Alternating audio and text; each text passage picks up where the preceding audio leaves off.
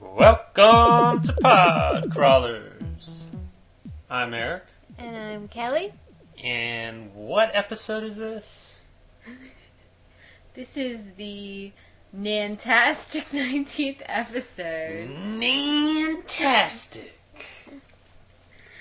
Yeah, we got some news. We went to the old picture show and It saw... should have been the Newstastic 19th episode. It could still be. We're still early. Alright. The Newstastic 19th episode. Alright. Yeah, we have some news, obviously, and we went to the old picture show and saw Fantastic Four, Rise of the Silver Surfer. We're going to talk about that a little later on. And I've got a little review of Let Sleeping Corpses Lie. Please do. Yes. All right. Please do. Do we have any old business? You have your MySpace up. I do. I have my MySpace up, Podcrawler K, Yes. on one word. MySpace. Yep. One word. So find me, okay? Yes. And mine is Yeah. Podcrawler E. The links for those are going to be on the main page at podcrawlers.podshowcreator.com. So, yeah. Yeah, and we're looking forward to your emails at podcrawlers@gmail.com. So, I think next week we might have some listener Another email or email? two. Yeah. We're going to go easy this week. Yeah, we have other things in our personal life we need to take care of, so this is going to be a quickie episode. Let's get into it. Okay. All right. Film historian Bob Gazal, I don't know. whatever, has been named the new president and chief executive of the American Film Institute. That's AFI for any of you The out AFI. there. Not to be confused with the band. This is the actual AFI. Hopefully he'll have some taste and brains and remove Citizen Kane from the top of the best films of all time lists. I just find it odd that the list came out and then they get a new president. I mean, Unless he had, input on making Oh, the God. list this year, which is very possible. Right. In other news, Bollywood, which is, according to some, the world's biggest film industry, struggled to make a profit in the first half of this year, 2007. This really shouldn't come as a surprise to anyone, seeing as how their movies suck. Who was it that wanted to star in Bollywood films? Mike Tyson. That's right. Yes. Right. I And remember I that would we talked about that in a previous show. And I would make it a point to track down whatever he was in. I would. According to the Hollywood Reporter, Vertigo Entertainment has signed a deal with Lionsgate to create TV shows. Its first project will be Bates Motel, a reimagining lovely. of Psycho. Vertigo and Lionsgate have teamed on the remake of The Eye, and that's due out October 12th. Is that coming to the theaters or is that straight to DVD? What, The Eye? Mm-hmm. I'm pretty sure it's theater. I would guess, because The Eye is pretty well known among crawlers over the world. That's right. That's right. I'm excited. Yes, but not really setting my hopes high. Oh, you know? yeah. Me neither. I mean, I'm just excited that they redid it. I know it's going to suck, because Yeah. they usually do, but still. Yeah, and also I think around that time, October, maybe September, is the One Missed Call remake with not Edward Norton, the other one, Edward Burns, I believe. Yes. And speaking of Asian movies. Good seg. There's some Tartan video news. August 14th will bring us Carved. This is a Japanese movie, originally titled The Slit-Mouthed Woman. A town is terrorized by the spirit of a disfigured woman who previously attacked its residents 3 decades before. Ooh. Does that sound familiar to you? Actually, it sounds like Darkness Falls. No. I like how you made that sound much better than what it really is. You know, I'm using my skills. Yeah, I mean, we're gonna get it and watch it. Of course. So. But it sounds so retarded. It's generic. It sounds generic. I mean, I have to admit, the best thing that they did was change the title from The Slit-Mouthed Woman to Carved. Although that's still really, not a great title. It sounds like an 80s slasher. And speaking of generic ideas... Okay. August 28th will bring us the release of Bad Blood from Portugal, of all places. I've never seen a movie from Portugal. I don't know if they've ever made a movie before. Yeah, right. It's set in a small village. Big surprise, because the country's like... the size of the back of my toilet. A family moves into a house that proves to be haunted by a deadly curse. Wait a second. Yes. Isn't that like Ju-on? Isn't that like... every other haunted house movie. Uh-huh. Yeah. Or any movie that has anything to do with the house. Right? Chances are, if it's a horror movie that takes place mainly in a house, the house is going to be haunted or cursed. That's true. So we got 2 DVDs here. 2 movies that been there, Lack done originality? that. Yeah. I mean... Alright. Well, just one little last quip of DVD news. The single film version of Kill Bill is out November 6th of this year. That's right. The parts 1 and 2 should be interesting. edited together and... after everybody's already bought the 2 Yeah. separately, you know. I wonder if it's going to be like in chronological order, or if it's just going to be 1 and 2 spliced, Probably just 1 and just 2 spliced together. Like mushed that. together. Yeah. Mm-hmm. Hopefully. I don't want to see in chronological order. Although I think it would be interesting. Yeah, like Pulp Fiction, Yeah. But, looking forward to that. Alright, that's our fantabulous news this Our week. fantastic news. No, I'm changing it up. Again. We went... I'm on a creative whim today. I noticed that with your interpretation of the news. Yes. Yes. I call that my storytelling skills. Yes, you have skills. I do. Yes. And listener out there, I hope you have email hunting skills, podcrawlers@gmail.com. Don't be afraid. We're not going to sign you up for any list, and we might reply to you, maybe. Or we'll read your letter on the air. On the air, on the program. Or whatever. Yes. And moving on, we went to the movie theater against our better judgment as usual, and saw Fantastic Four, Rise of the Silver Surfer. yes. We should start off by talking about the ticket prices. Oh, God. Okay. We both took the afternoon off from work. Mm-hmm. And we ended up seeing a show that was about $3.25 in the afternoon. Mm-hmm. Well, I bought the tickets, and for the 2 of us to see a $3.25 in the afternoon movie, it was $18. Yeah, it used to be the matinees, at least down here in South Florida. I don't know how other parts of the country or world work. Matinee was anything before 5 or 6. Now it's before 3 o'clock. So, Yeah. and even the matinee prices are outrageous. Like, what is it, $8, I think? It's only $1 cheaper. Yeah. It's ridiculous. I mean, come on. I know. And then I made the mistake of buying a nachos thing. Combo. And, A drink. nacho and drink combo. $10.50 for that, which should have been just $6 tops.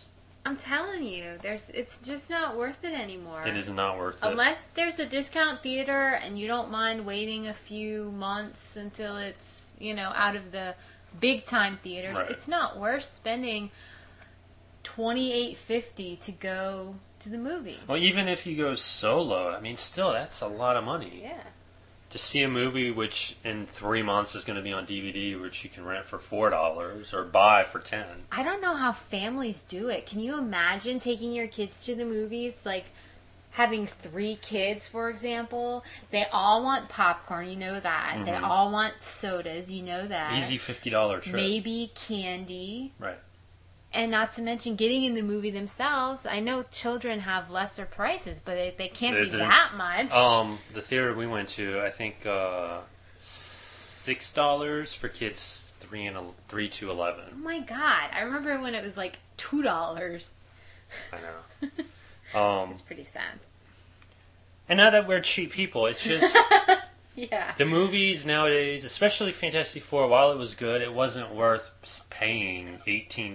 Well, the thing is, that when it comes out on DVD the first week, it's going to be sold for like $16.99 Right. on DVD. Right. So you can keep it and watch it however many times you want. Right. You can make your own frickin' nachos. Right. You can buy your own 2-liter of soda. Right. Much cheaper. I mean, come on. But and with that, and it was funny too because after we got over the ticket prices, I bought the nachos, and it was $10.50. Meanwhile, the concession stand counter where we were at, was just filthy. So It was. There was like soda or water spilled on Yeah. it, and the guy had just been standing there, not cleaning anything up, and there were people in the back too that were just Yeah. standing around. So what the hell are we paying $10.50 for? Obviously not service. Anywho, this is the Regal Cinema in Royal Palm Beach, Florida. Anywho, yes. Yes. The actual movie. Put all that aside. Put all that aside. The movie was okay for what it was. It was. And quite honestly, due to our past movie-going experiences, I was glad that nobody sat directly behind us. I think a family did. Not directly behind us. They were up to over. the side, were they? Yeah. Okay. But, I mean, that regardless, if somebody's kicking the seat, even if they're not right in front of you, you can still feel it. True. Which happened a little bit. A little bit, not as But much. anyway. Not as much when we saw Spider-Man 3, where there was no one in the theater except the people right behind us. Yes. And we had been there first, and they sat right freaking behind us. I hate that. Well, maybe because we sit, right in the middle and the perfect seats. I know. But they could have gone one back or one ahead of us. Why did they have to sit right behind us? And then the freaking guy's cell phone was going off the whole movie. Anyway, we're griping. We're just griping. And he's ugly, too. He's got a neck like a goose. No. Oh, God. I'm getting off on my rants today. Quick synopsis. Fantastic Four is a superhero group, obviously. I mean, if you don't know that. And who make up the Fantastic Four? That would be Mr. Fantastic. Has the power to stretch his body, I guess. Mm-hmm. The Thing, who is rock hard and rock strong. Storm. The Humans. Storm. No. Storm is the last name. Storm isn't in the group. I know. Human Torch. I know. Who is what his name says. And the Invisible Woman. Yes. Turns invisible and can make invisible, whatever. Really far-fetched, but in this movie, and even in the first one, it just worked because it didn't take itself that seriously. But it was better for it. Yeah, right. I mean, it's not a parody or a spoof or a wink at the audience. It's just, it works in its own little world. Because they're kind of goofy. I mean, they're not... Everything that they do doesn't always work perfectly. And I think that's the point of the movie. Like, it kind of gives a little comic relief to any tension that might build. Right. And Mr. Julian McMahon. returns as Doctor Doom. Yes. Yes. I was happy to see You him. were happy, and I'm glad I had extra napkins for you. Oh, remember, we were watching this movie, and when he pops up on the screen for the first time, he told me that he heard some girl say, "Oh, sexy," or something Yeah, like that. some girl behind us, like off to the side, the other side. She's like, "Hey, baby," or something. Yeah, yeah, I remember that. I don't see it, but hey, whatever. Anyway, the movie, The Silver Surfer, comes to prepare Earth for Galactus, Yes. who is going to devour the world, basically. And the Fantastic Four has to stop the Surfer. And of course, Doctor Doom is there to complicate things, As usual. as usual. But wait, didn't he die in the first movie? Come on, it's a comic book movie. No one really dies. All the while Mr. Fantastic and the Invisible Woman are They're trying to get married. Trying to get married, it's just not working out. Then, they come, or actually, Mr. Fantastic, tells her that, hey, after this is over, we'll get married and just live a normal life. And that leaves the Thing and the Human Torch kind of out. And it's just that, that and the Surfer and Dr. Doom. A lot of things going on. A lot of things, but in the movie, which is an hour and a half long, It worked. worked. I mean, there was just enough there. I kind of wish there was more action. I mean, it wasn't action-packed. I mean, things were happening, but not on the level of an X-Men movie, Right. Well, the X-Men movies, I think, are generally, more based on the drama Yeah.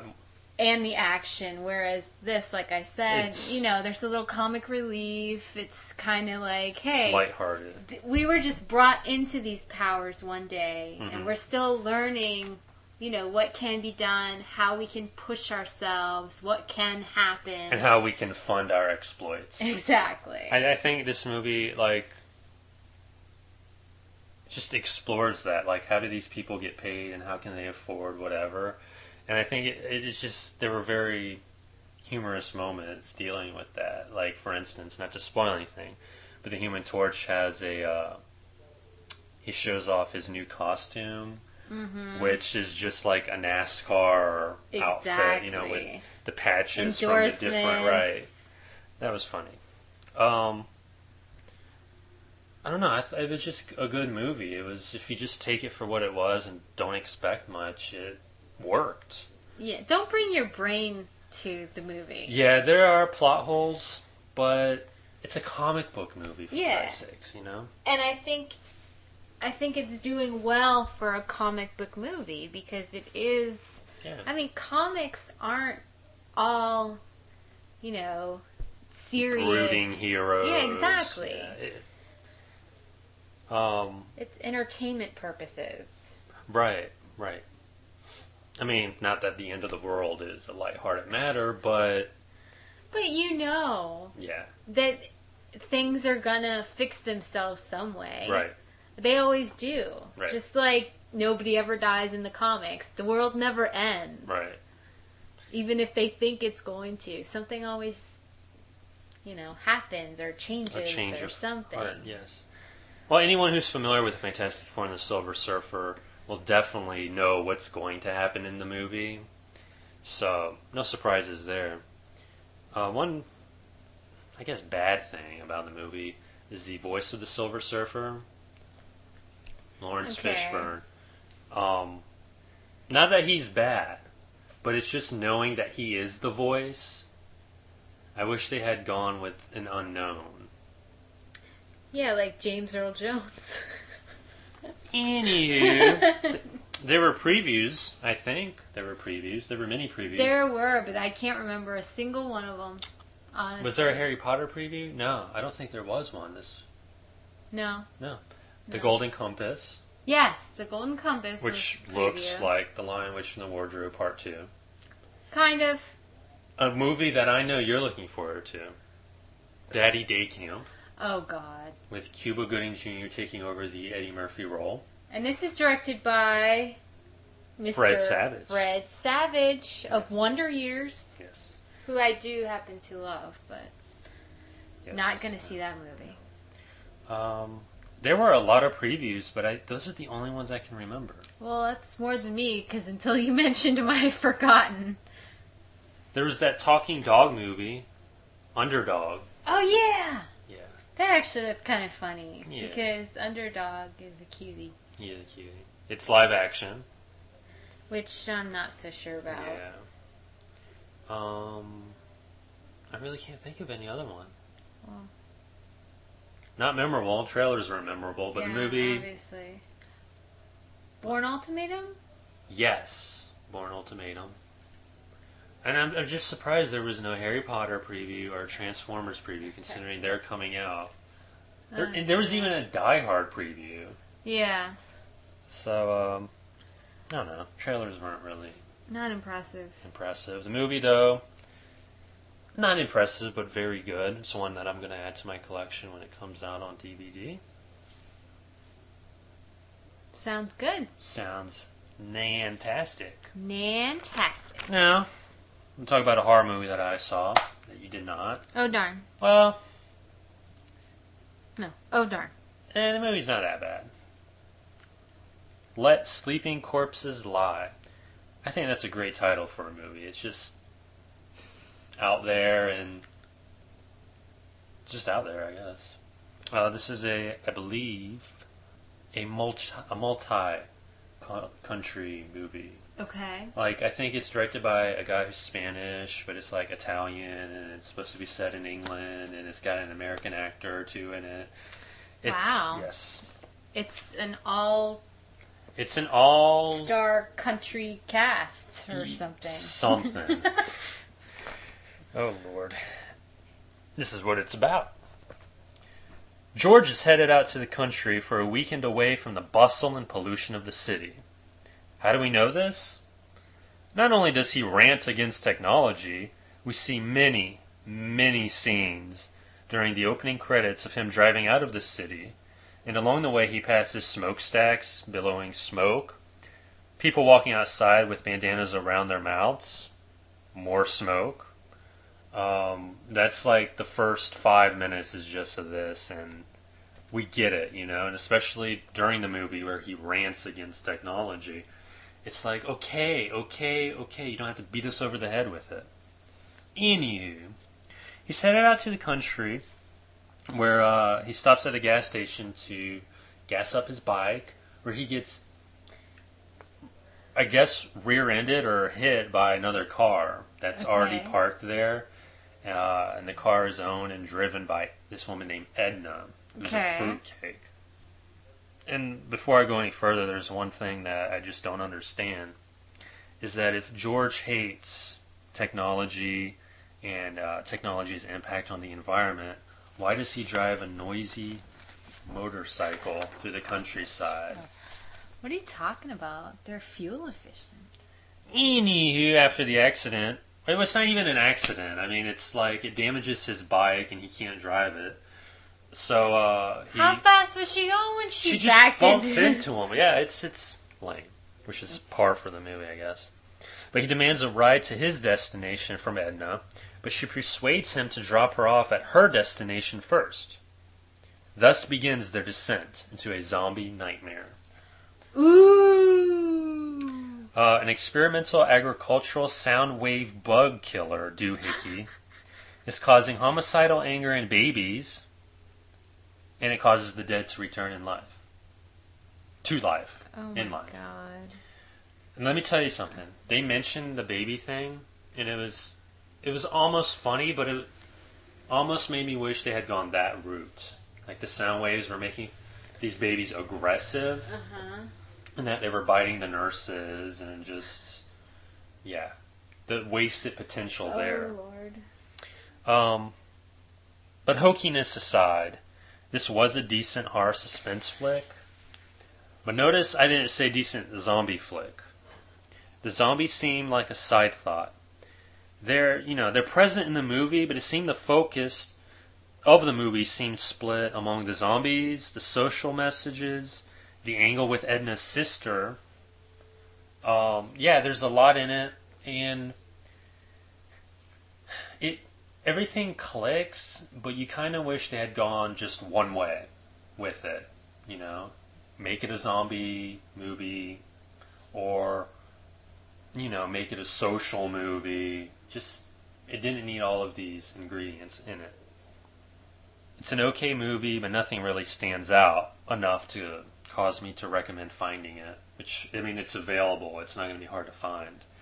But, if those homicidal babies were featured more, you can bet your ass I would recommend this movie in a heartbeat. I smell a sequel. I'm surprised there wasn't. I mean, Let Sleeping Corpses Lie, still. I mean, that's why I don't make movies. Or Let Sleeping Corpses Lie, Part 2. Well, hopefully there will be a part 2 of this here podcast. I think that's it. I think that's the show. That's all I have, right? I believe so. All right.